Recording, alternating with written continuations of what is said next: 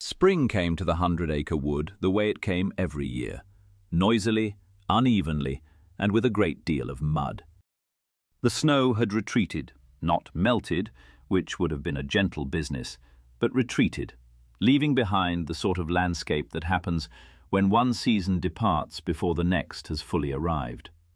The stream had broken through its ice and was running high and brown, carrying with it the accumulated debris of a winter's worth of fallen things. The trees dripped steadily, and the ground, which had been frozen solid since November, and upon which one could walk with confidence and even a certain briskness, had become mud. Not the cheerful, splashing sort of mud that invited jumping, but the deep, considered, philosophical sort of mud that has opinions about whether you should be walking on it at all, and expresses those opinions by keeping your boots. The animals of the 100-acre wood found this encouraging. Spring meant warmth returning and longer afternoons, and the general sense that the world had remembered how to be alive. Pooh thought it meant honey. Rabbit thought it meant preparations.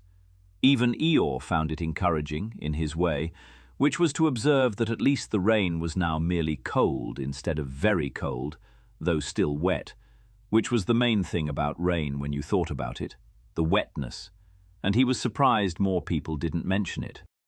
Piglet noticed all of it. Not found it encouraging, noticed. There is a difference, and the difference was the shape of Piglet's life. Piglet was a very small animal, which is a thing that is easy to know about someone and difficult to understand. To be very small in the 100-acre wood was not merely to be shorter than the other animals, though Piglet was that. It was to experience the world from below, to meet it at the level of roots and mud and the undersides of things, where the ground was not an abstraction walked upon, but a surface felt in detail, every ridge and softness and shift. When the ground changed, Piglet felt it first, because Piglet was closest to it. When the wind came, it found Piglet before it found anyone else, and there was less of Piglet to withstand it, and so the wind was, for Piglet, a larger fact than it was for Pooh or Rabbit, or anyone whose body occupied more space in the world. The world, for Piglet, was a larger and more immediate place than it was for anyone else, and the largeness of it had made him afraid, and the fear had made him careful, and the carefulness had made him, without anyone noticing, including Piglet, very good at paying attention. He noticed the mud, the particular quality of it near the stream, which was different from the mud near Pooh's house, which was different from the mud in the meadow, each one a sentence in a language Piglet read without knowing he was reading it. He noticed the sound of the stream, which had been a quiet, civil sort of sound all winter, ice over water, and had become something louder and more complicated, the way a whisper becomes a conversation when there are things that need saying.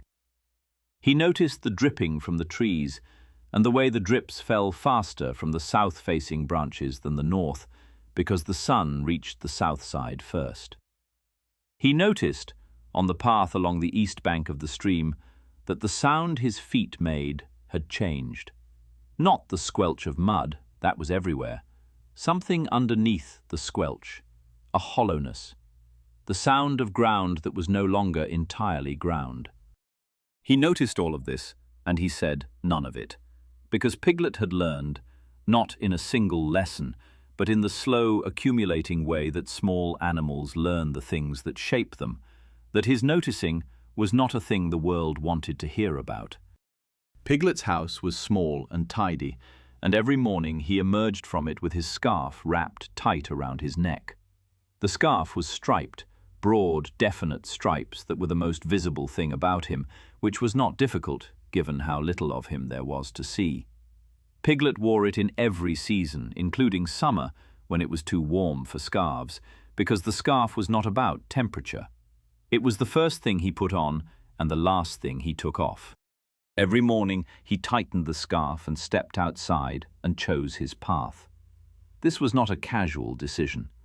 Piglet's paths through the wood were selected with the care of someone who has thought deeply about wind exposure, open ground, the likelihood of encounters with larger animals, and the availability of things to hide behind if needed.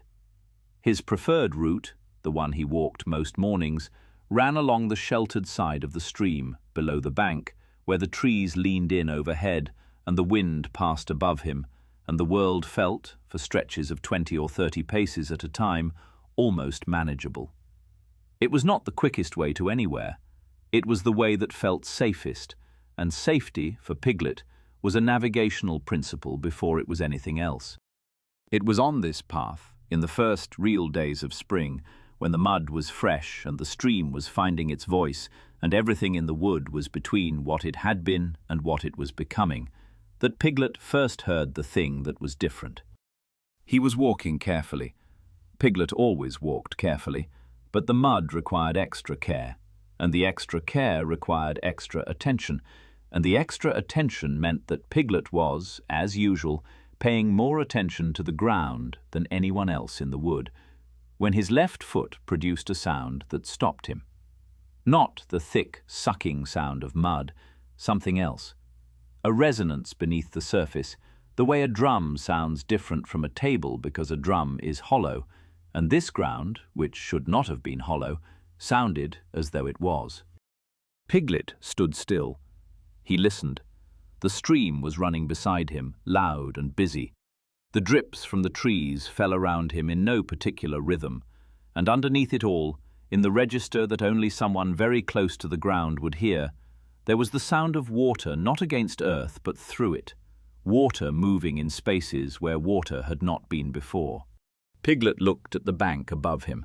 From the path below, the bank was a wall of earth and roots and last year's grass, solid-looking and familiar. But there, near the top, where the old willow grew, Piglet looked at the willow. He had walked past it every day since autumn. It had always leaned slightly toward the stream, the way willows do, and the lean had always been the same lean, the way a familiar thing is always the same until the morning you notice it isn't. The willow had moved, not much, an inch, perhaps 2, the kind of movement that would be invisible from above, from the path that ran along the top of the bank, from the height at which every other animal in the wood walked past it.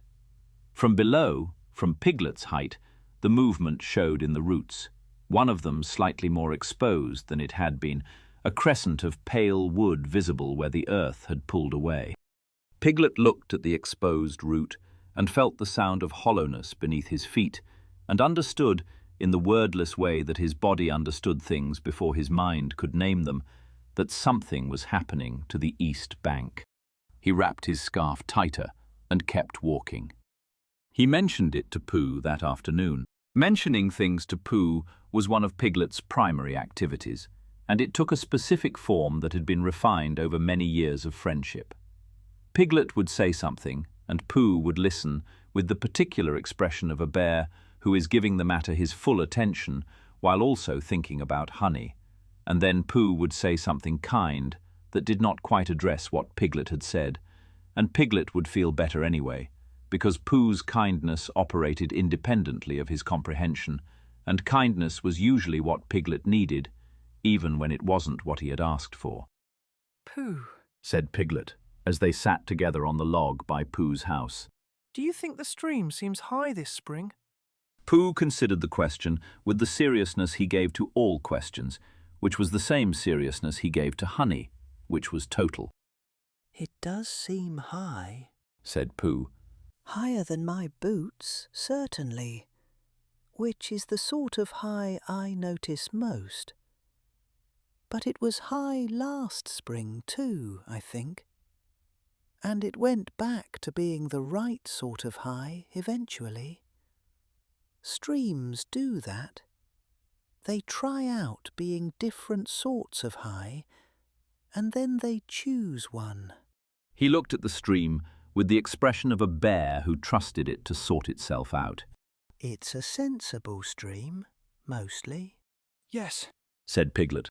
but the bank, on the east side, on the lower path, I think the ground might be—" He stopped. Not because Pooh had interrupted. Pooh never interrupted. Pooh waited for things with the patience of someone who had no particular place to be, but because Piglet saw Pooh's face, and Pooh's face was open and warm and completely at ease, and Piglet understood, in the particular way he understood things, that Pooh was not going to worry about the bank.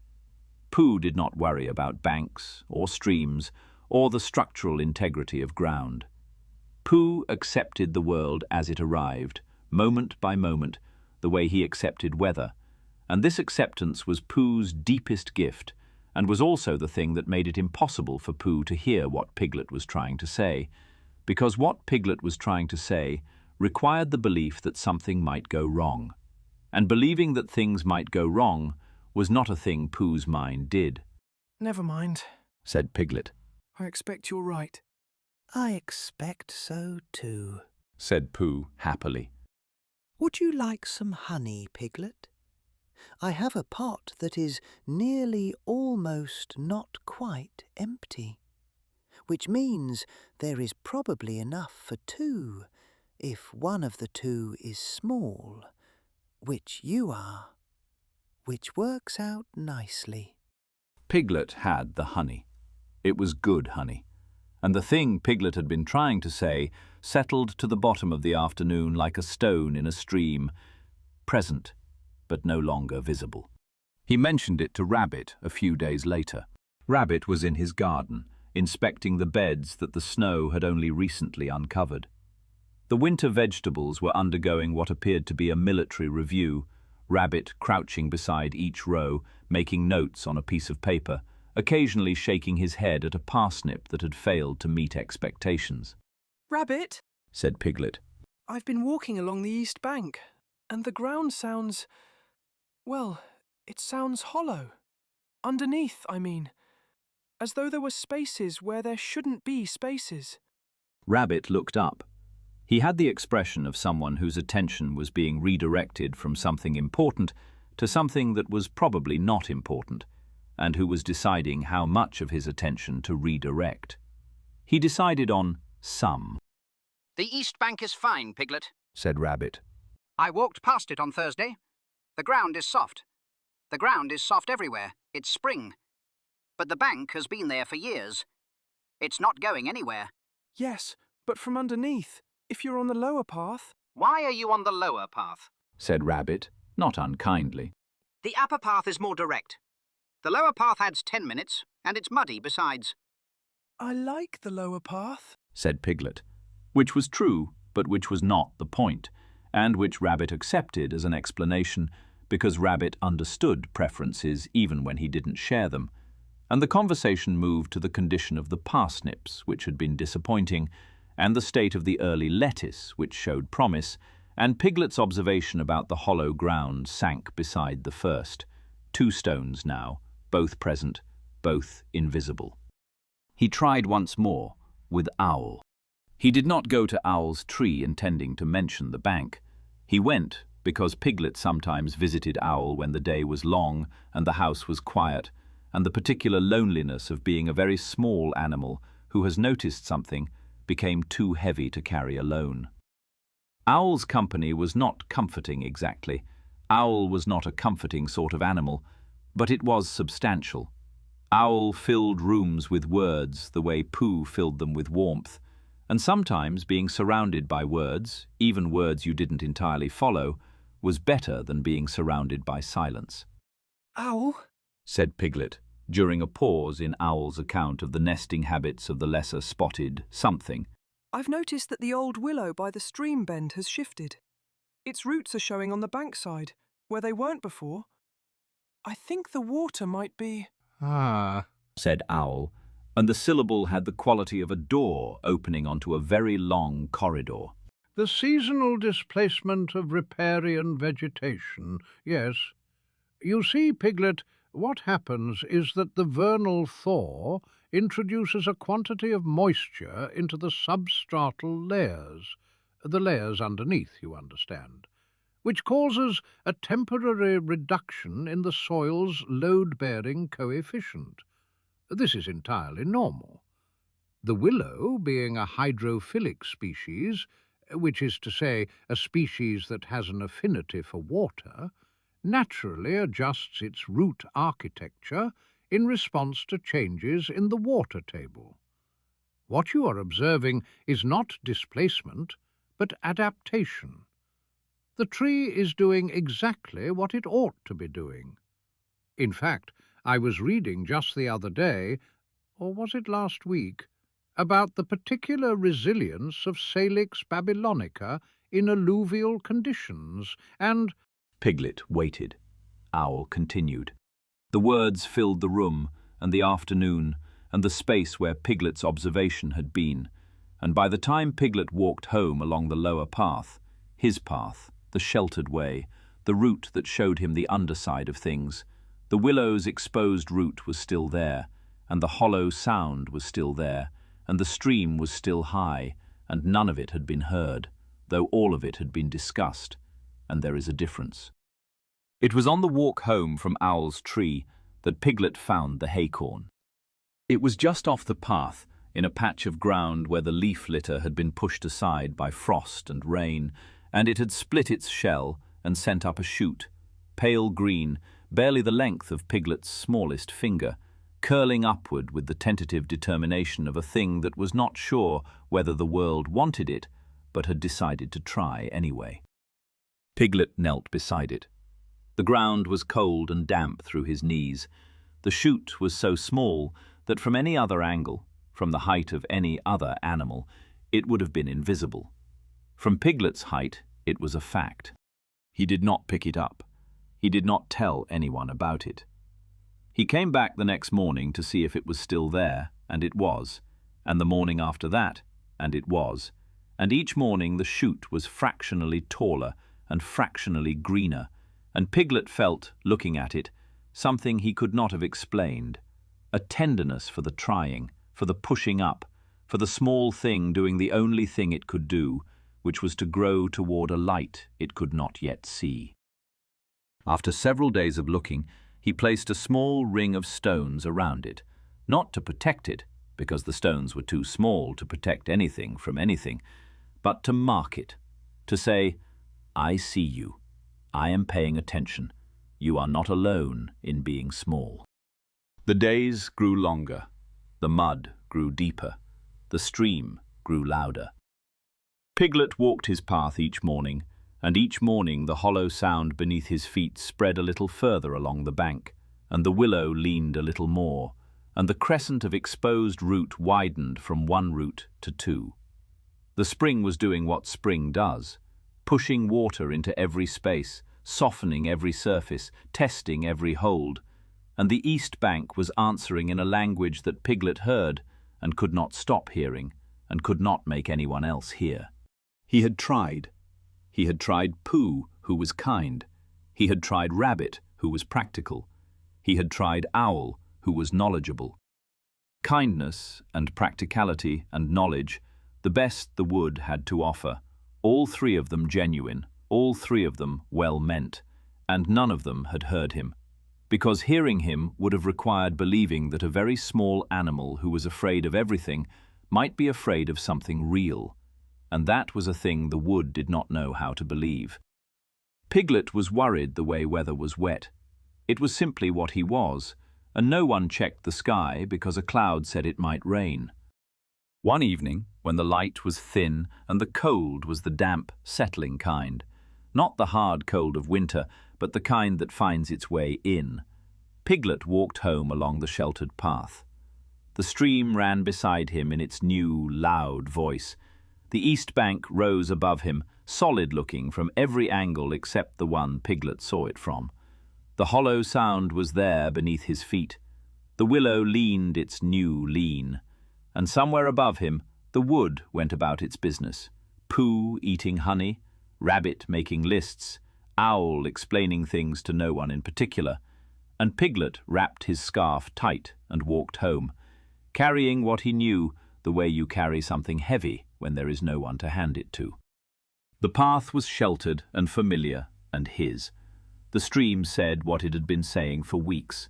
Piglet heard it and did not speak, and the not speaking was so practiced and so complete that it no longer felt like silence. It felt like nothing at all. Kanga had a way of arriving that made it seem as though she had always been there. She did not announce herself the way Rabbit did, with plans and assessments, and the particular energy of someone who has identified a situation and intends to improve it. She did not drift in the way Pooh did, following some internal compass that pointed always toward honey, or friends, or both. Kanga simply appeared, in the meadow, at the stream, beside you when you needed something carried or mended or decided, with Roo at her side or on her back, or bouncing in a widening circle around her, and her presence had the quality of a fact that had been true all morning and that you had only just noticed. She had begun bringing Roo to the meadow near the stream in the early days of spring, when the grass first showed through the retreating snow. The meadow was flat and open, and bordered on one side by the east bank, where the stream ran below, and on the other by the edge of the wood, where the trees began. It was a good place for a small animal who needed space to bounce and roll and investigate things, and Kanga watched from the slight rise at the meadow's center with the attention of a mother who has measured every distance and calculated every risk and determined precisely the radius within which her child can be trusted to explore. Kanga's radius was generous. She knew Roo's speed, which was considerable. She knew the exact distance at which a bounce became a tumble and a tumble became a problem, and she positioned herself so that she could close that distance before the problem arrived. This was not anxiety. Kanga was not anxious. This was competence, the deep, practiced, bodily competence of someone who has been keeping a small creature alive through every season and knows in her bones what safe looks like. She was watching Roo. She was always watching Roo. She was not watching the ground. Piglet saw them from the lower path. He had come around the bend where the willows grew, walking his sheltered way, and there they were, above him, Kanga on the rise, still as a stone, and Roo near the bank's edge, investigating something in the grass with the total concentration of the very young. From below, from Piglet's height, the scene had two layers. The top layer was a mother watching her child in a meadow on a spring morning, and it was safe and ordinary and good. The bottom layer, the layer Piglet saw because Piglet was at the bottom, was the dark curve of the undercut bank, the roots of the willow reaching into air where earth had been, and the faint, continuous sound of water moving through spaces it had made for itself in the weeks since the thaw. Piglet stood on the path and looked up at Roo, who was perhaps 10 feet from the bank's edge, perhaps 12, well within Kanga's radius, doing nothing dangerous, and Piglet felt a fear so specific and so certain that it sat in his chest like a swallowed stone. He did not shout. He did not run up the bank. He did not do any of the things a larger or braver animal might have done, because Piglet was not larger or braver, and because, and this was the thing that kept him frozen on the path, the thing that was worse than the fear itself, he did not know if he was right. He knew that he was Piglet, and that Piglet was afraid of everything, and that the distance between seeing something real and believing something because you are afraid is a distance Piglet had never learned to measure, because no one had ever taught him that there was a difference.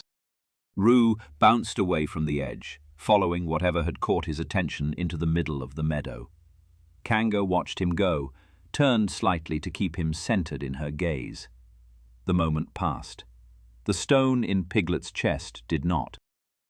He went home by the sheltered path, and the bank rose above him the whole way, and the hollow sound was there, and the willow leaned, and Roo's laughter carried down from the meadow like something falling from a height.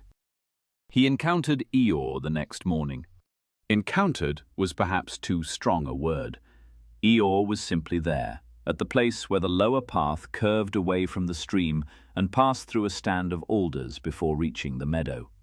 He was standing in the mud, or the mud was standing around him, it was difficult to say which had arrived first, looking at the stream with the expression of someone who had been looking at it for some time and had found it consistent with his general expectations. "Morning, Eeyore," said Piglet. Is it? Said Eeyore. I thought it might be. The light was doing that thing it does in the morning, where it comes from that direction. He nodded toward the east, vaguely. But you can't always trust light. It did the same thing yesterday, and that turned out to be morning too. So perhaps there's a pattern. Piglet stood beside him. They looked at the stream together. It was a thing Piglet did with Eeyore sometimes, standing together, looking at something, not saying much, and it was, in its way, one of the most comfortable activities Piglet knew, because Eeyore did not expect him to be anything other than present, and presence was a thing Piglet could manage, even on days when everything else was too much. "Stream's loud," said Eeyore. Yes, Said Piglet. "Louder than last week. Louder than the week before that. I've been listening." Eeyore paused. The pause had the quality of something that had been going on for a long time before it became a pause, and would continue for a long time after. Nobody else has been listening. But then, nobody else stands here. They walk past. Walking past and standing still are different things. And you hear different things, depending on which one you're doing. But I don't suppose that's the sort of observation anyone wants to hear from a donkey standing in mud. Piglet looked at Eeyore. Eeyore was not looking at him. Eeyore was looking at the stream, and his expression was the one he always wore, even unsurprised, requiring nothing. But his ears were forward, and forward ears on Eeyore meant listening, and listening was Eeyore's quietest way of being there. I've been listening too, Said Piglet. "I know," Said Eeyore. The two words landed in the space between them with a weight that was out of all proportion to their size. Eeyore said them the way he said everything, flatly, without emphasis, as though stating a fact about the weather or the mud or the general condition of things. But they were not about the weather. They were about Piglet, standing on the lower path every morning, and Eeyore, standing in the mud at the edge of the stream, and both of them hearing something that the animals who walked past on the upper path did not hear, because hearing it required standing still, and standing still required a reason to not be somewhere else, and both Piglet and Eeyore, in their different ways, were animals who were never quite sure they were expected somewhere else. the bank. Said Piglet, and stopped. The old habit, the tightening, the trailing off, the retreat into silence, pulled at him like a current. "The bank," Said Eeyore, not as a question, as a confirmation. He nodded toward the east side, where the willow leaned. "I've seen it, the lean. I know about leaning. Leaning is what happens when the thing holding you up isn't there anymore, and you haven't fallen yet, but you also haven't found anything else to lean on. So you just keep leaning, which works until it doesn't. And then people act surprised, as though leaning weren't the most obvious thing in the world." He said this in the same tone he said everything, and it was about the willow, and it was not about the willow, and Piglet heard both things at once, the way you hear a note and its harmonic, and the hearing opened something in his chest that was not quite a crack and not quite a door, but something in between, a space where the silence shifted, slightly, still holding, but no longer still. They stood together a while longer. The stream ran, the willow leaned. Eeyore did not say anything else about it, and Piglet did not say anything else about it, and the not saying was different now, though it looked the same from the outside. Piglet's silence with Pooh and Rabbit and Owl had been the silence of someone who had tried and stopped. His silence with Eeyore was the silence of someone who had been heard without having to try, and was not sure what to do next. Eeyore turned, eventually, and walked away through the alders, slowly, in the particular way that Eeyore walked, which suggested that arriving was not the point, and leaving was not the point, and the walking itself was something that happened to him rather than something he did. Piglet watched him go. The mud held Eeyore's hoofprints for a moment before filling them in, and then the path was empty, and the stream was loud, and Piglet was alone with what he knew, except that now the knowing had a witness, and a witness changed everything. Even a witness who was grey and expected nothing, and would not have described himself as a witness, or as anything else that sounded like it mattered. Piglet checked the haycorn that afternoon. He knelt beside it the way he did every day, lowering himself carefully to the cold ground, and the shoot was taller. Not dramatically, not the way things in stories grow, but the way things in the world grow, which is to say, almost imperceptibly, unless you are the sort of animal who comes to the same spot every day and pays the kind of attention that notices fractions. The first true leaf had begun to unfurl. It was so small and so pale that it was nearly translucent, and the light came through it the way light comes through a thing that has not yet decided how solid it intends to be. Piglet looked at it for a long time. The ring of stones was still there, though one had been nudged by rain, or by the foot of some passing creature who had not seen it, and Piglet replaced it, carefully, precisely, restoring the circle. The thing that happened with Pooh happened by accident, which is how most things happened with Pooh. They were walking together along the lower path, Piglet's path, though Pooh walked it sometimes when he was visiting Piglet, and had simply continued walking in whatever direction Piglet was walking, because Pooh's navigation was based primarily on companionship and only secondarily on destination.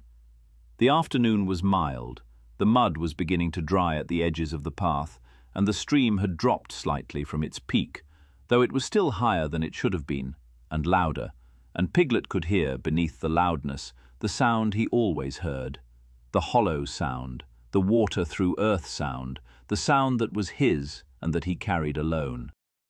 Pooh was quiet, which was unusual, and the quiet had the quality of a bear who is not thinking about anything in particular and is perfectly content to not think about anything in particular, and finds the not thinking restful, in a way that Piglet, who could not stop thinking, sometimes envied.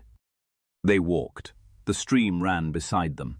Piglet's feet found the hollow sound again, fainter here, further from the willow, but present, and Piglet's body did the thing it always did, the slight pause, the tilt of the head, the listening.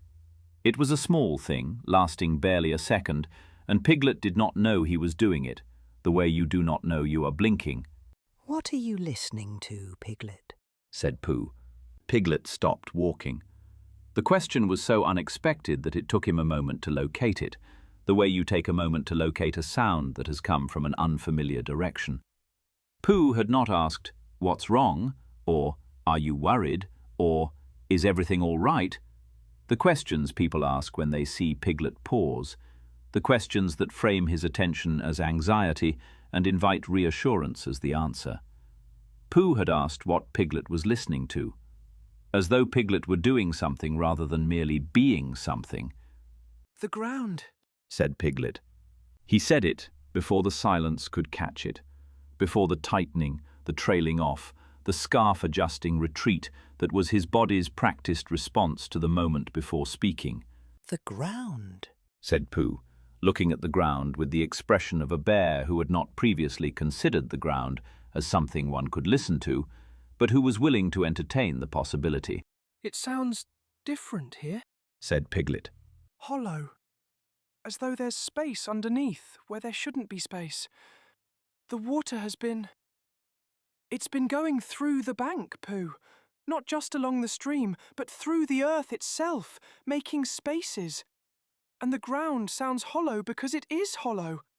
And the willow has leaned because the earth holding its roots has gone. And I've been hearing it for weeks, and I..." He stopped. Not the old stop, the trailing off, the never mind, the retreat. This stop was different. This stop was the stop of someone who has been speaking and suddenly hears himself speaking and is startled by the sound of his own voice, saying things that are true, and for a moment the sound is more than he can bear. Not because it is frightening, but because it is real, and reality, after weeks of silence, was as overwhelming as a bright room after a dark one. Pooh was looking at him. Pooh's expression had not changed. It was still the open, unhurried expression of a bear who was giving the matter his full attention, but something in the quality of his looking had shifted. He was not looking at Piglet the way you look at someone who is worried. He was looking at Piglet the way you look at someone who is telling you something. I don't hear it, said Pooh honestly. but I'm not very good at hearing ground. I'm better at hearing honey and bees and Piglet. And you sound like you hear something important. The words were not the words Piglet needed. The words he needed were, "I believe you," or "show me," or "let's tell the others." But they were something he had not known he needed until it arrived. The words of someone who took Piglet's hearing seriously. Not the content of what Piglet heard. Pooh could not evaluate the content, because Pooh did not know about hollow ground or bank erosion or the load-bearing properties of saturated earth. But Piglet's hearing itself, the act of listening, the quality of attention, the small animal on the lower path who heard things that the upper path did not reveal. Pooh took this seriously, because Pooh took Piglet seriously, the way Pooh took everything seriously, which was completely and without analysis, the way you take a friend. Thank you, Pooh, said Piglet. You're welcome, said Pooh. though I'm not sure what for. Would you like to come to my house for tea? I have honey. You always have honey, Pooh. Yes, said Pooh with satisfaction. that's one of the nice things about me. They walked to Pooh's house. The afternoon light was long and warm, and the path left the stream and climbed through the trees, and Piglet walked beside Pooh and felt the crack in his silence, not healed, not open, but shifted, the way a door shifts when the frame around it settles, so that the gap where the light comes through is slightly wider than it was before. That evening, alone in his house, Piglet sat by his window and looked out at the darkening wood. The scarf was on its hook by the door, the only time it left his neck, the hours between home and sleep, when the world was on the other side of the walls. He thought about Eeyore, standing in the mud, saying, "I know," in the tone of someone for whom knowing was a form of loneliness so familiar it had become furniture. He thought about Pooh, who could not hear the ground but could hear Piglet. He thought about Kanga on the rise, watching Roo with a competence that was real and complete and that did not extend to the thing beneath her feet. He thought about Roo, bouncing near the edge, safe within the radius, safe by every measure Kanga knew. The wood was dark. The stream was audible even from here, louder than it should have been, louder than last spring, louder than any spring Piglet could remember. And the sound came through the walls of his small house the way the cold came through, finding every gap.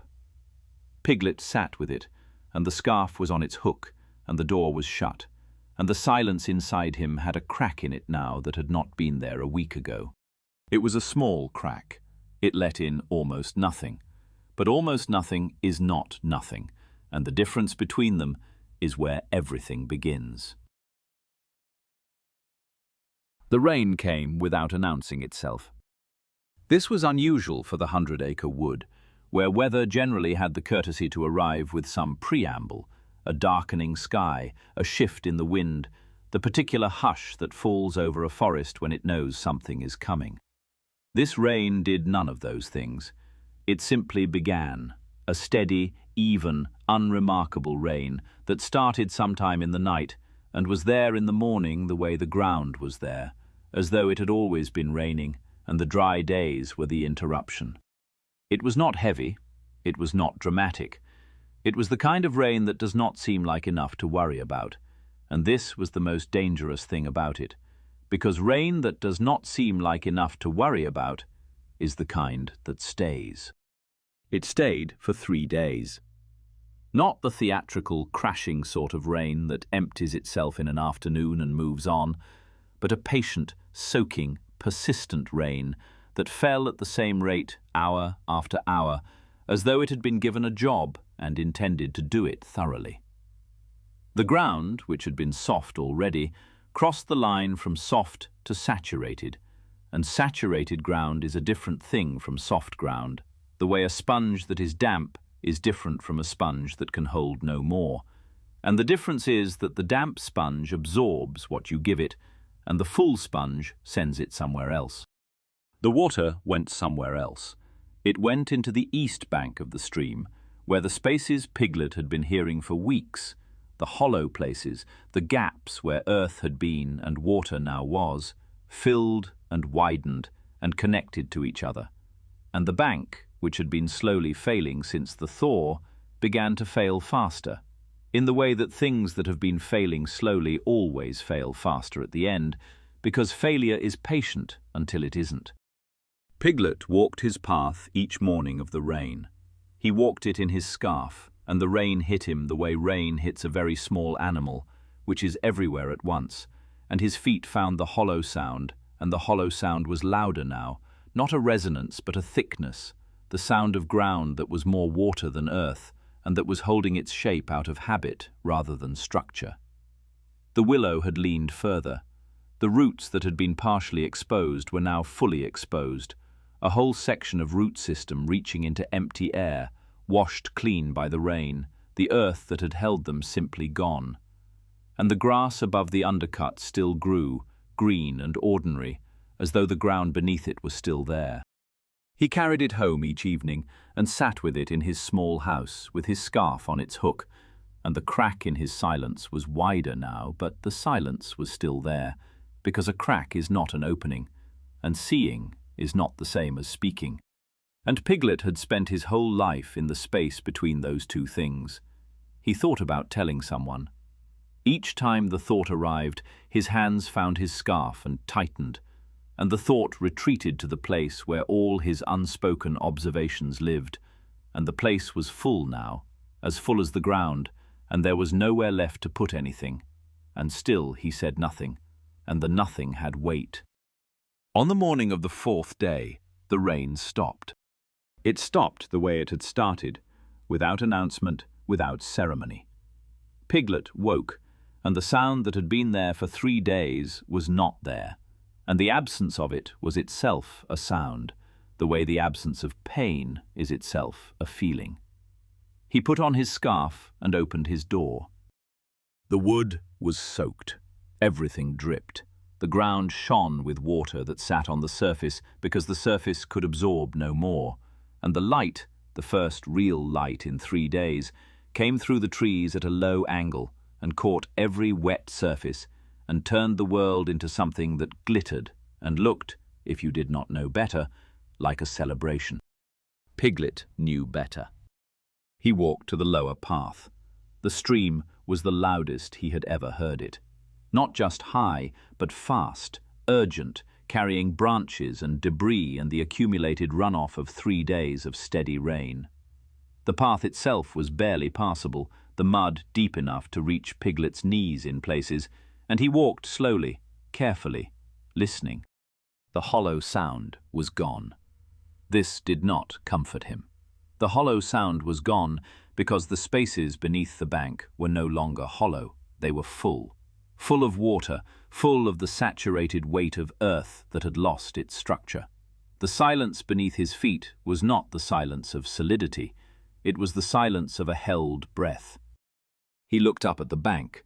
The grass at the edge had cracked, a seam running parallel to the stream where the ground had begun to separate from itself, wider than a finger, wider than a hand. The willow had leaned further in the night, visibly, dramatically, the kind of lean that was no longer a lean, but the beginning of a fall, arrested in progress. Piglet stood on the path and looked at the seam, and knew, with the complete and terrible certainty that his body had been building toward for weeks, that the bank was going to go. Not might go, not could go, was going to go. The question was not whether, but when, and when was soon, and soon sat in his chest beside the stone that had been there since he first saw Roo playing near the edge. He went home. He sat in his house. He did not take off his scarf. The afternoon was warm, the particular warmth that follows days of rain, when the sun finds the wet earth and draws the moisture upward, and the air becomes soft and close and smells of growing things. It was the sort of afternoon that made the animals of the 100 Acre Wood come outside, blinking, as though they had forgotten what the sun looked like, and were pleasantly surprised to find it still worked. Piglet was in his house when he heard Roo. Not the words, Roo was too far away for words, but the sound, the particular high, bright, carrying sound of a very young animal who has been inside for 3 days and has been released into the world, and finds the world to be exactly as interesting as he remembered, possibly more so, because the rain has changed things, and changed things are the most interesting things of all. Piglet went to his window. From his house, through the trees, he could just see the edge of the meadow. The grass was bright green in the afternoon sun, and there, on the rise, Kanga, still as a stone, watching. And there, near the bank, bouncing in the wet grass with the total, fearless joy of someone who has never considered that the ground might not hold, Roo. Piglet felt the fear arrive. It arrived the way it always arrived, all at once, filling every space in his body, and it was the old fear, the Piglet fear, the fear of wind and heffalumps and the world being too large for a very small animal, and it was also a new fear, a fear that had a shape and a name and a specific, terrible object. And the new fear and the old fear were the same fear, had always been the same fear, and the thing that made them the same was that both of them said, "Run, hide, this isn't for you, find someone bigger." Piglet's hands found his scarf.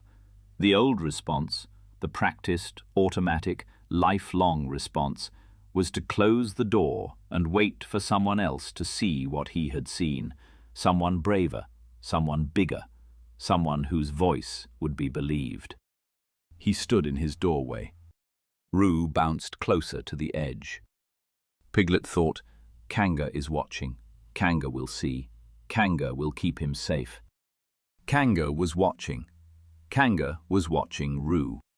And the ground, from the rise, from above, from Kanga's height, looked exactly the way it always looked, green and solid and safe, because the seam was in the grass and the grass was tall enough to hide it, and the undercut was below the lip of the bank where only the lower path revealed it, and Kanga's competence, which was real and earned and formidable, extended to every danger she could see, and this was a danger she could not see, because seeing it required being below, and being below required being small, and being small required being Piglet. No one else was going to see it. The knowledge arrived with the weight of a thing that has been true for a long time and has only now been accepted. Not Kanga, who watched from above. Not Pooh, who trusted streams to sort themselves out. Not Rabbit, who walked the upper path. Not Owl, who would explain the hydrology of it while it happened. No one was where Piglet was, and he could set down what he carried, or he could hold it up, and setting it down meant closing the door, and holding it up meant opening his mouth. Roo was at the edge, not on the seam, not yet, but near it, bouncing in the directionless way that very young animals bounce, following the trajectory of a butterfly or a thought, or the simple pleasure of being alive on a warm afternoon after 3 days of rain. Piglet could feel the moment narrowing, not in the dramatic way that moments narrow in larger stories. There was no music, no wind, no darkening sky. The sun was warm, the meadow was green, Roo was laughing, Kanga was watching.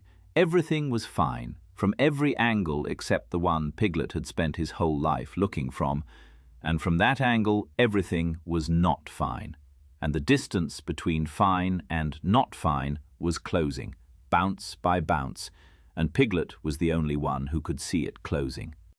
The only thing that could help was the thing he had never done, the thing that was the opposite of everything his life had taught him, the thing that required him to take up space, to insist that his perception mattered, to be loud in a world that had shown him, again and again, with great gentleness and no malice, that his loudness was not wanted.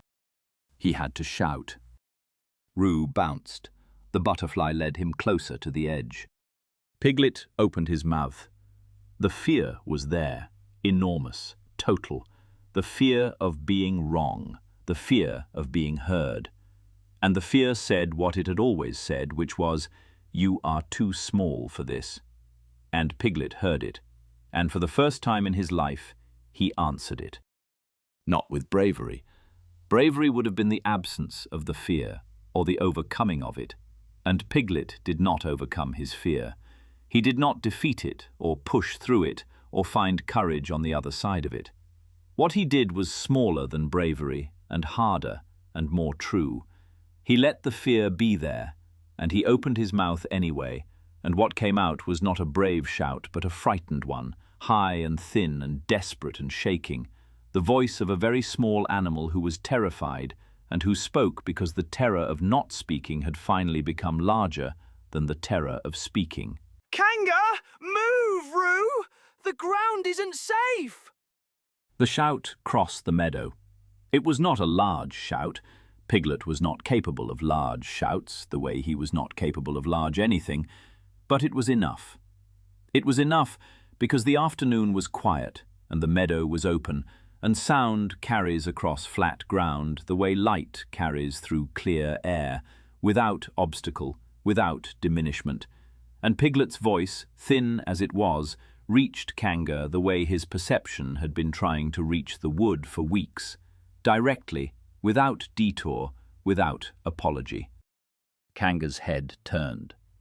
There was a moment, less than a second, a fraction of a fraction, when Kanga processed the shout, and in that fraction Piglet saw something he had never seen on Kanga's face before, the flicker of a recognition that she had not seen what she needed to see. Not panic. Kanga did not panic, but the flicker, the instant of recalibration, the competence shifting from everything is fine to something is not fine, was there. And then it was gone, replaced by the thing Kanga did better than any animal in the wood, which was act. She moved. She moved with the speed of a mother who has spent every day of her child's life preparing for exactly this kind of moment. The moment when the radius closes to zero and there is no distance between her and the danger. Only the distance between her and Roo. She crossed the meadow in bounds that covered the ground the way the rain had covered it, completely, without gap. And she reached Roo and gathered him and pulled him back from the edge in a single motion that was so fast and so fluid that Roo, who had been mid-bounce, found himself in his mother's arms without understanding how he had gotten there. And he laughed, because to Roo it was a game, the best game, the kind where you are suddenly flying. Kanga did not stop at the edge. She carried Roo to the center of the meadow, to the rise, to the place where the ground was highest and most solid, and she held him there. And then she turned and looked at the bank. The bank held for 5 more seconds. Piglet counted them without meaning to. 1, 2, 3, 4, 5. And on the 5th second, the seam in the grass opened, and the lip of the bank, the section where Roo had been standing moments before, detached from the meadow in a long, slow, almost gentle sliding motion, like a sigh made of earth. It did not crash, it did not roar, it slumped, a heavy, saturated mass of soil and grass and roots sliding down and into the stream, taking the willow with it, the roots that had been reaching into empty air now reaching into nothing at all, and the stream received it the way a stream receives everything, by going around it, and the sound of the collapse was quieter than Piglet's shout, quieter than Roo's laughter, quieter than almost anything, because the loudest thing in the meadow, in that moment, was the echo of a very small voice that had finally said what it knew. The meadow was still. The stream adjusted itself around the new obstruction. The grass at the new edge of the bank hung over empty air, roots dangling, and the cross-section of the earth was visible, the layers of soil and clay, and the dark channels where the water had been, the hollow spaces that Piglet had heard from below, now exposed to the daylight, proof of everything he had carried, and everything he had known, and everything he had almost not said. Piglet stood in his doorway. His hands were gripping the frame, his scarf was tight around his throat, and his heart was hammering, and his legs were shaking, and his voice was gone, spent, emptied, used up on the one shout that had been, for all its smallness, the largest thing Piglet had ever done. Kanga, on the rise, held Roo against her chest and looked across the meadow to where Piglet stood. The distance between them was the width of the meadow, too far for words, too far for detail, but Piglet could see Kanga looking, and the looking was steady and still, and carried across the grass the way the shout had carried, and it said something that Piglet had never been told before, not by Pooh's kindness, or Rabbit's briskness, or Owl's knowledge, something that none of them could have told him because none of them had seen what Kanga had just seen, which was a very small animal, shaking in a doorway, who had known the thing that she had not known, and who had found a way to say it. Roo waved from Kanga's arms. Piglet! He called, brightly, because to Roo the afternoon was still an adventure, and Piglet was part of it. Did you see? Mama jumped! Piglet could not answer. He raised one hand, a small hand, a shaking hand, and waved back, and then his legs decided they were finished, and he sat down in his doorway with his back against the frame and his scarf around his neck and his hands in his lap, and the afternoon was warm, and the meadow was changed, and the willow was gone, and the stream was loud, and Piglet sat and shook and breathed, and did not try to stop the shaking, because the shaking was what was left after a very small animal had done the only thing that could be done, and had done it afraid, and had done it anyway, and the anyway was everything. Kanga came to Piglet's house the next morning. She came alone, which was unusual.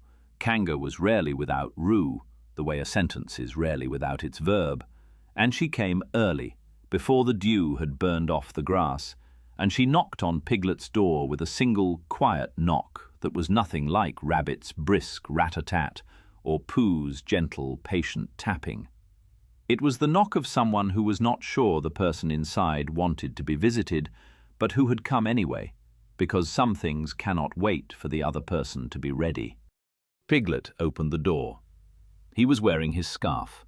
He had not slept well. His body had kept replaying the shout, the way a bell keeps ringing after it has been struck, and each time the shout echoed through him, he felt the shaking return, not in his legs now, but somewhere deeper, in the place where his silence had lived, and where the silence was no longer complete.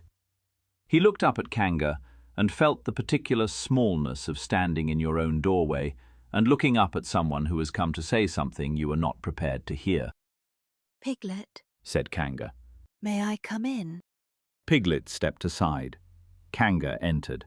She had to duck slightly. Piglet's house was built for Piglet, which meant it was built for smallness, and Kanga occupied it the way a cello occupies a small room, with a careful, conscious folding of herself that was graceful despite its awkwardness. She sat on Piglet's chair, which was the only chair, and Piglet sat on the footstool, which was where he sat when visitors came, and they looked at each other across the small distance of Piglet's small room. How long had you known? She said. Piglet's hands went to his scarf, the old gesture, the tightening, the retreat. But Kanga was looking at him the way she had looked at him across the meadow, steady and still, and the look held him in place the way a warm hand holds a cold one, not by gripping, but by being there. Weeks, Said Piglet. The word came out small, the way his words always came out. But it came out, and the coming out was the thing that mattered. Since the thaw. The lower path. You can hear it from the lower path, the water going through the bank. And the willow. The roots were showing where they hadn't been before. And the ground sounded hollow, and He stopped, looked at his hands. I tried to tell people. Who did you tell? Pooh, and Rabbit, and Owl. Kanga was quiet. She was not quiet the way Pooh was quiet, which was restful, or the way Eeyore was quiet, which was permanent. Kanga was quiet the way she did everything, practically, with a purpose, the quiet of someone who is listening not for comfort, but for information. What did they say? She asked. Pooh said the stream was sensible. Rabbit said the bank was fine. Owl said the willow was adapting. Piglet paused. They were all very kind about it. The sentence sat in the room. They were all very kind about it. 7 words that contained the entire shape of Piglet's life. The kindness that surrounds a small animal who worries, the gentleness with which his perceptions are set aside, the warmth of a world that loves him and does not hear him. I didn't see it, said Kanga. I was watching Roo the way I always watch Roo. His speed, his distance, the space around him. I was watching everything I know how to watch. She paused, and the pause was not hesitation but precision, the care of someone choosing words the way she chose everything, with full attention. I was not watching what you were watching. I didn't know to. Piglet looked up. This was not what he had expected. He had expected gratitude, perhaps, or reassurance, or the particular gentle dismissal that came after a crisis had passed, the, oh well, everything turned out fine, that allowed everyone to return to their normal lives without examining too closely what had nearly happened. He had not expected Kanga to say, I didn't know to. He had not expected anyone to describe his perception as a thing that could be known or not known, a form of knowledge rather than a form of worry. What else have you noticed? Said Kanga. The question was so simple and so large that Piglet felt it land in his chest the way the shout had left it, as a physical sensation, a shift, the feeling of a door opening that had been closed so long he had forgotten it was a door. Not, what are you worried about? Not, what's bothering you? What have you noticed? The question that Pooh had stumbled toward on the lower path, what are you listening to? Asked now with Kanga's directness, Kanga's practicality, Kanga's intention to do something with the answer. Piglet told her. He told her about the lower path and how the sound beneath his feet had changed week by week. He told her about the willow's lean and how the exposed roots had widened from a crescent to a section. He told her about the hollow spaces and how the rain had filled them, and how the silence after the rain was different from the silence before. Not the silence of solidity, but the silence of saturation. He told her about the crack in the grass that had widened from a line to a seam. He told her all of it, the weeks of watching condensed into a few minutes of careful, hesitant, precise description, and his voice shook slightly the way his hands had shaken with the putty in the winter, the shakiness of someone doing a thing that frightened him, and doing it anyway. Not because the fear was gone, but because the doing had become more important than the fear. Kanga listened the way Kanga listened to everything, practically, assessingly, with the attention of someone who was going to do something with what she heard. She did not interrupt. She did not reassure.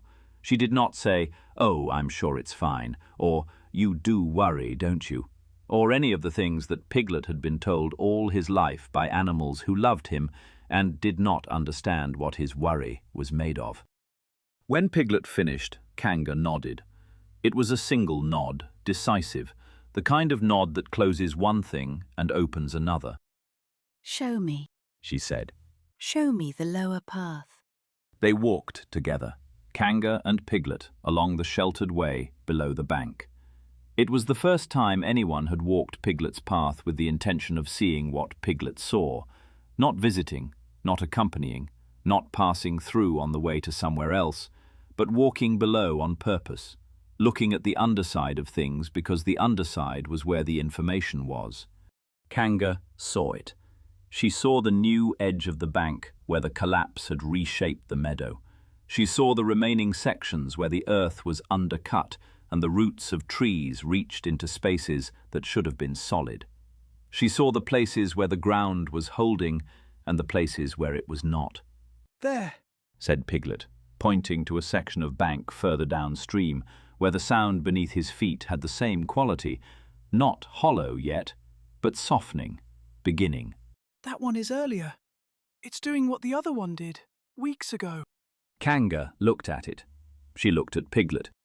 And what Piglet saw in her expression was not affection, which he had always had from the wood, and not pity, which he had sometimes had.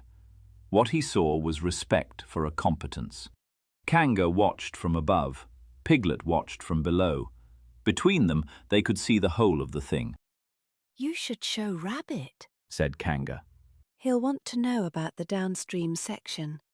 He'll want to make a plan." Rabbit doesn't walk the lower path, said Piglet. "Then you'll show him why he should." They walked back together, and the path was the same path Piglet had walked every morning of his life, sheltered and low and showing him the underside of the world. And it was different, because he was walking it with someone who had come below on purpose, and the purpose changed everything. Not the comfort of being seen, but the recognition of shared competence, and shared competence is a beginning. Rabbit found Piglet that afternoon. Found was the right word. Rabbit had been looking for him, which meant Rabbit had been walking purposefully through the wood with a list and an expression and the particular energy of someone who has heard about something and intends to be useful. Kanga had spoken to him. This was clear from the way Rabbit arrived, not with the brisk authority of someone who has assessed a situation and will now explain it, but with the slightly different energy of someone who has been told that another person knows something he doesn't, and who has come to learn it. Piglet, said Rabbit. Kanga tells me the bank is undercutting downstream of the collapse, and that you've been tracking it. Yes, said Piglet. There was a pause. Show me, said Rabbit. Piglet showed him. They walked the lower path together, Rabbit's first time below the bank, and Rabbit's reaction was immediate and practical and entirely Rabbit. He saw the undercut, assessed the risk, began calculating setback distances and drainage solutions, and the particular engineering of bank stabilization that was, for Rabbit, a form of love. But he did it from information that Piglet had given him, from the path that Piglet had shown him, and before he began planning, he said, "How long has this one been going?" And the question was directed at Piglet, and the question expected an answer, and the expectation was itself a kind of recognition that Rabbit's lists and Rabbit's plans and Rabbit's organizing needed something they had never included, which was Piglet's attention. a few weeks. Said Piglet. The sound started after the thaw. It's softer than the other one was at this stage. I think the clay layer is thicker here. Rabbit looked at him. The look lasted only a moment, but it contained something that Piglet recognized from the inside, the surprise of hearing someone say something competent that you had not expected them to say, followed immediately by the recalibration that comes when you realize you had been expecting less than you should have. Right, said Rabbit. we'll need to redirect the runoff before it saturates that section. I'll draw up a plan, but I'll need you to mark the areas where the sound has changed. You know where they are. I don't. Piglet nodded. The nod was small, because Piglet was small, but it was steady, and steady was new. Pooh came to see Piglet that evening. He came the way Pooh always came, without agenda, without schedule, following some internal compass that pointed toward the people he loved at the times they most needed visiting, though Pooh would have said he simply felt like seeing Piglet. He sat on Piglet's footstool. Piglet insisted, because Pooh did not fit on the footstool, and this was a source of mild comedy that both of them enjoyed, and Piglet sat in his chair, which was too small for anyone else and exactly right for Piglet, and they were quiet together for a while, in the way that very old friends are quiet, which is not the absence of conversation, but a form of it. Everyone is talking about the bank, said Pooh eventually. I know, said Piglet. They're saying you knew it was going to fall. I could hear it. Said Piglet. From the lower path. The ground sounded different. Pooh considered this with the unhurried attention of a bear for whom thinking was an activity complete in itself. "I think," said Pooh, "that you have always been good at hearing things. I think you hear things that I don't hear, and Rabbit doesn't hear, and Owl doesn't hear, though Owl would say he does. I think you have been hearing things for a very long time, and not saying what you hear. And I think that must have been very heavy, carrying all that hearing around without anyone to put it down with." Piglet looked at Pooh. Pooh's face was the same face it always was, round, open, slightly puzzled by its own thoughts, and there was nothing in it that suggested Pooh understood what he had just said. "You're not surprised," said Piglet. "Everyone else is surprised. You're not." "No," said Pooh.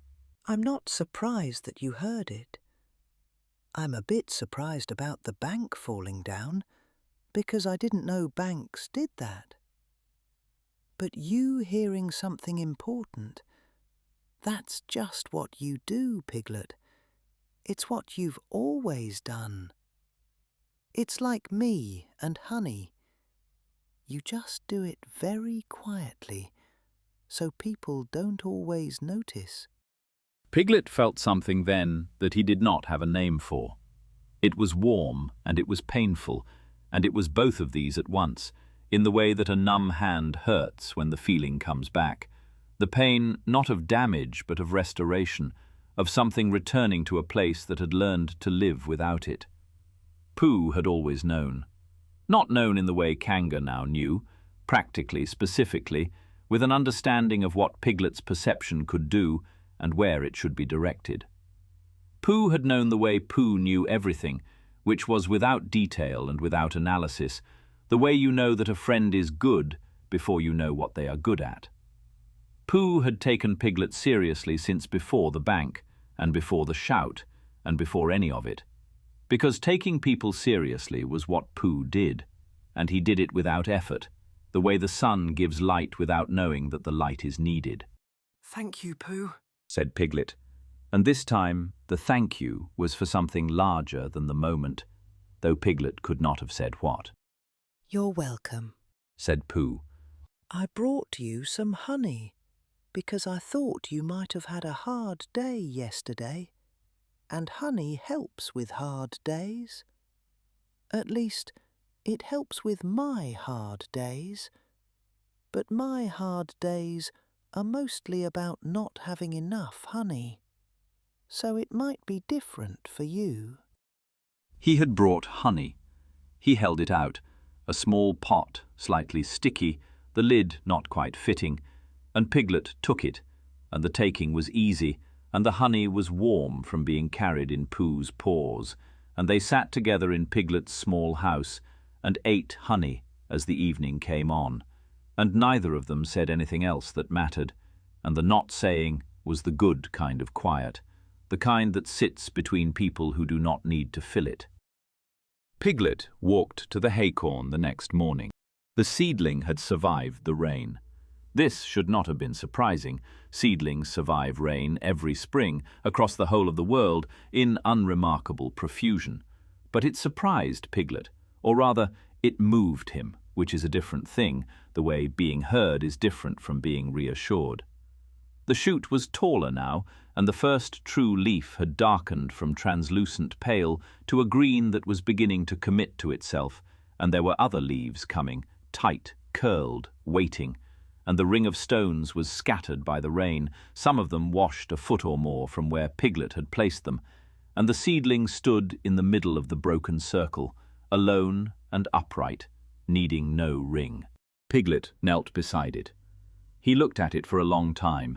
Then he did something he had not planned to do. He left the stones where the rain had carried them. The ring had been his watching made visible, his way of saying, "I see you," when there was no one else to say it to. The seedling did not need the ring any more. The seedling was past the stage where being seen by one small animal was the only thing between it and disappearing.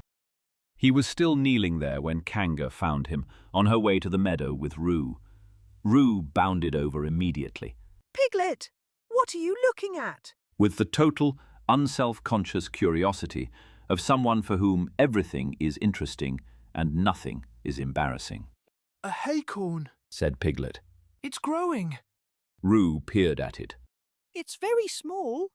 He said, with the authority of someone who is also very small but does not consider this a limitation. "Yes," said Piglet. "it is." Kanga looked at the seedling, and at Piglet kneeling beside it, and at the scattered stones, and she saw all of it, the watching and the tending and the private, uncelebrated attention of a very small animal who had been caring for a very small thing without anyone knowing. And she said nothing, because Kanga knew when nothing was the right thing to say, and this was one of those times. Roo bounced away toward the meadow.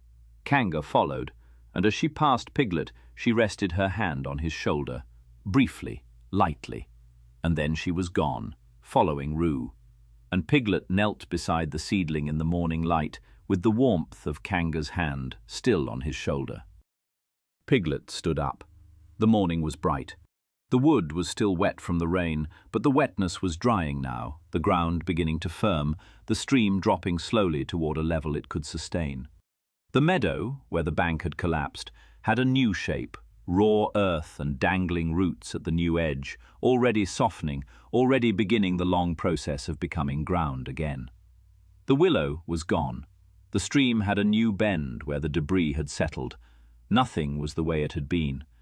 He walked home along the lower path, and the path was the same path, and his scarf was around his neck, and the morning was bright. His fear had been the whole room. Now it was a sound in a larger room, and the larger room had space in it for other things, for the hearing that the fear made possible, for the watching that the fear demanded, for the small, precise, necessary work of paying attention to the world from below. He did not know what to call this. He was not the sort of animal who named his own transformations. He was the sort of animal who walked the same path every morning and noticed what had changed. And what had changed this morning was him, and he noticed it the way he noticed everything, carefully, quietly, without making a fuss. Late spring came to the 100 Acre Wood with the particular exuberance of a season that has survived its own uncertainty. The trees had committed, the stream had dropped to a level that was, by any reasonable measure, sensible, lower than its spring peak, higher than its summer low, the kind of level that suggested the stream had tried out several options and settled on this one as the most sustainable. Pooh would have approved. The meadow had changed. Where the east bank had collapsed, the raw earth of the new edge had softened in the weeks since the slide. New grass was growing over it, pale and fine. The stream had found its way around the debris, carving a new channel that was wider and shallower than the old one, and the water ran over stones that had been buried for years and were now exposed to the light. A brighter, more open sound, the sound of water that has found a new way through. Piglet walked the lower path. He walked it every morning, as he always had. His scarf was around his neck, as it always was. He chose the sheltered way, as he always did, below the bank where the trees leaned in and the wind passed overhead, and the world felt manageable for stretches of 20 or 30 paces at a time. He was still a very small animal in a very large world, and the world was still, on most mornings, more than he felt equipped for, and the scarf was still the first thing he put on and the last thing he took off.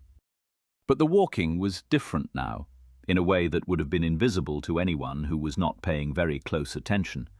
He paused at the new section of bank, the downstream section he had shown Kanga and then Rabbit, where the sound beneath his feet had begun to soften weeks ago. Rabbit had been here. The evidence of Rabbit was unmistakable. A series of small channels had been dug along the top of the bank, angled away from the edge, directing the surface water into the meadow instead of letting it soak down into the earth above the undercut.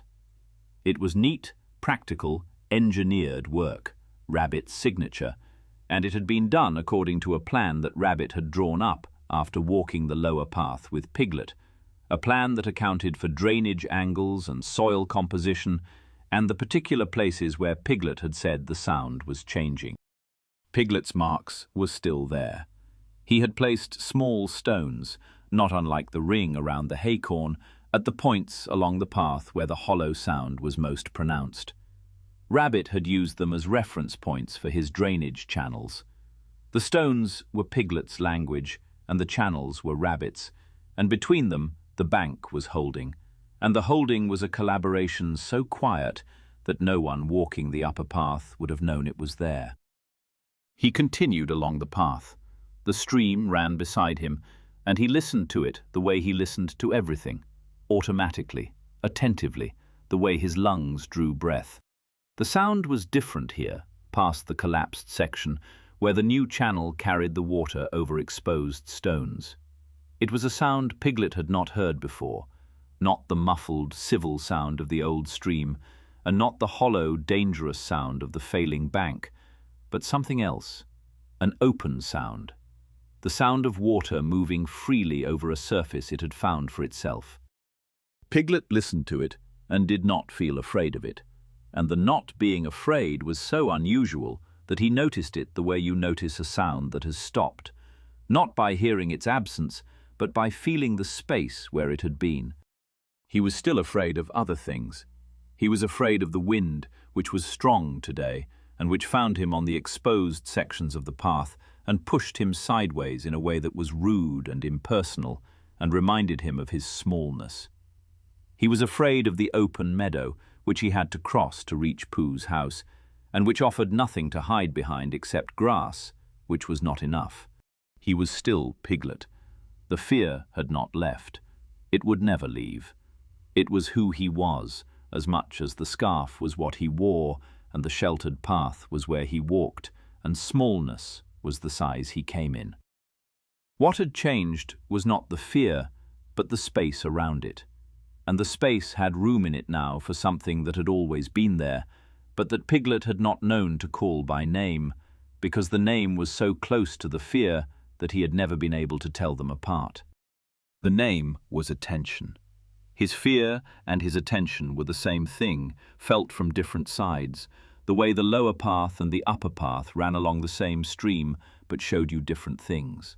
The fear said, "The world is large and you are small, and anything could happen." The attention said, "Yes, and here is what is happening, precisely, right now, at the level of the ground where no one else is looking." He checked the haycorn on his way home. The seedling was tall enough now to be visible from the upper path, if you knew where to look. It had 4 leaves, real leaves, dark green, committed, and a stem that was beginning to thicken from shoot to sapling, the slow transition from a thing that might not survive to a thing that probably would. The ring of stones was gone, scattered by rain and feet and the general traffic of a forest floor in spring, and the seedling stood without them, in the open, unmarked, unremarkable, one small growing thing among the thousands of small growing things that a forest produces every spring without commentary. Piglet did not kneel beside it. He paused, looked, and walked on. The looking was enough. The seedling did not need his watching any more. It was doing its own growing now, in its own time, toward a canopy it could not yet see, but that was there, above it, waiting. He met Kanga and Roo on the way back. Kanga was walking the lower path.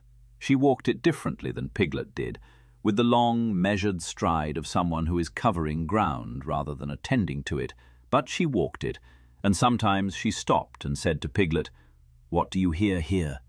And Piglet would tell her, and the listening had become, between them, a thing as natural and unremarkable as the stream itself.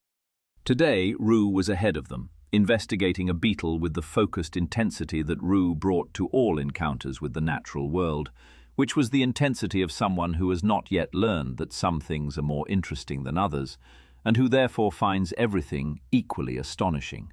The downstream section is holding, said Kanga, not as a question, as a report. The sound has changed. Said Piglet. It's firmer, more solid underfoot. I think Rabbit's channels are working. Kanga nodded. They walked together for a while in the companionable quiet of two animals who have learned to see the same thing from different heights, and whose seeing, combined, is larger than either could manage alone. Roo ran back to them, the beetle apparently having concluded its interesting phase. Piglet, Said Roo. why do you always walk this path? It was the kind of question that only a very young animal would ask. Direct, unencumbered by the assumption that there are questions one shouldn't ask. And Piglet felt the old pull, the instinct to give the easy answer. Because I like it. Because it's sheltered. Because I always have. The answers that were true, but that were not the truth. Because you can hear things down here that you can't hear from up there. Said Piglet. The ground tells you things, if you're close enough to listen. Roo looked at the ground. He put his ear against it, literally, pressing the side of his head into the mud with the seriousness of someone conducting a scientific experiment. I don't hear anything. Said Roo. You will, Said Piglet. if you keep listening. Kanga caught Piglet's eye. The look was brief, a flicker of something warm and precise, the kind of look that passes between adults over a child's head, an acknowledgement of something shared that does not need to be spoken. Then Roo was up again, mud on his ear, bounding ahead. The afternoon was long and warm, and the light came through the canopy in moving patches that shifted with the wind, and Piglet walked home along the lower path with his scarf around his neck and his ears full of the sound of the stream, the new sound, the open sound, the sound of water that had found its way through, and the path was sheltered and familiar, and his. He passed Pooh's house. The door was open. From inside came the sound of humming, not a song exactly, but the sound Pooh made when he was thinking about nothing in particular and finding the nothing agreeable, and the humming drifted out through the open door and into the afternoon, and Piglet heard it and smiled. He passed the meadow where Eeyore's house stood, still leaning, still skylit, still assembled according to a logic that only Eeyore understood. Eeyore was sitting beside it, looking at the stream with the expression he had worn when Piglet had found him in the alders, even, unsurprised, ears forward, listening. Piglet raised a hand as he passed. Eeyore raised one in return. Neither of them said anything about the bank or the stream or the listening, because between them these things had been said once, in 2 words, in the mud. He arrived home. Piglet hung his scarf on its hook by the door. He stood for a moment in his small room with the window open to the warm evening, and through it came the sound of the stream in its new voice, over the stones, through the new channel, along the bank that was holding, and Piglet listened, the way he had always listened, the way he would always listen. He did not need to tell anyone what he heard. He did not need to be silent about it either. The space between was enough.